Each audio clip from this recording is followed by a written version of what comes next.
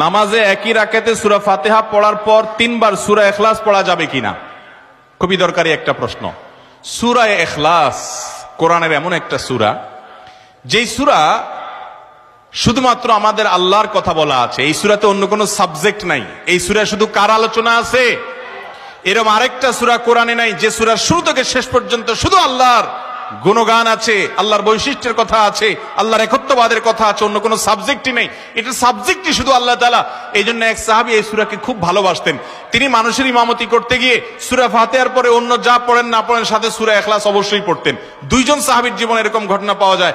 একজন সম্ভবত মসজিদে কুবার বা এরকম কোন মসজিদের ইমাম ছিলেন, আরেকজন জিহাদের ময়দানে এই কাজ করতেন। সাহাবীরা এসে বলছেন, ইয়া রাসূলুল্লাহ, উনি নামাজ পড়ালে অনেক লম্বা সময় ধরে সালাত আদায় করে, আমাদের কষ্ট হয়ে যায়। নবীজি ডেকে বলছেন, তুমি কেন এই কাজ করো? বললেন, ইয়া রাসূলুল্লাহ, সূরা ইখলাস, এখানে আমাদের রবের কথা বলা হয়েছে, আমার রবের পরিচয়ের উল্লেখ দেওয়া হয়েছে।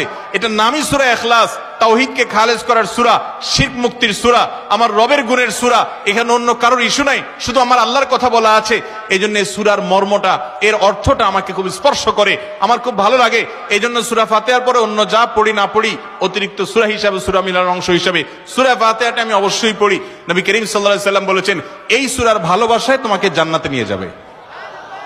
এই জন্য ভাই দেখবেন, সকাল সন্ধ্যায় সূরা ইখলাস, সূরা ফালাক, সূরা নাস 3 বার, সকাল সন্ধ্যার পাশাপাশি 5 ওয়াক্ত সালাতের পরে একবার, রাতের শোয়ার সময় আবার 3 বার, মানে সূরা ইখলাস এতবার পড়ার আল্লাহ তাআলা ওজিফা করে দিয়েছেন।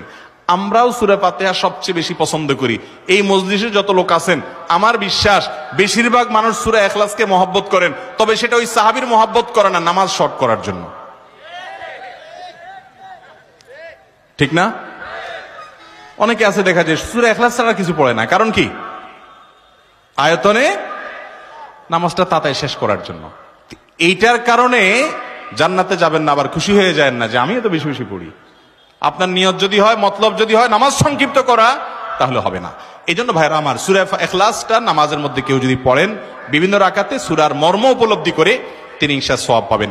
এই সূরার তাফসীর জানবেন, একদিন ইনশাআল্লাহ কোন একটা প্রোগ্রামে কোন আলেম থেকে সূরা ইখলাসের তাফসীরের উপরে 1 ঘন্টা আধা ঘন্টা ওয়াজ শুনবেন, খুব গুরুত্বপূর্ণ। সূরা ইখলাস এটা যদি কেউ 3 বার 4 বার 5 বার পড়ে, শুধু সূরা ইখলাস না, অন্য সূরাও, সূরা ফাতিহার পরে আপনি সূরা ইখলাস 3 বার পড়লেন, সূরা ইযা জা 2 বার পড়লেন, অন্য সূরা 3 বার পড়লেন, কোনটা রিপিট করলেন, একই আয়াত বারবার পড়লেন, এটাতে কোনো অসুবিধা হবে না।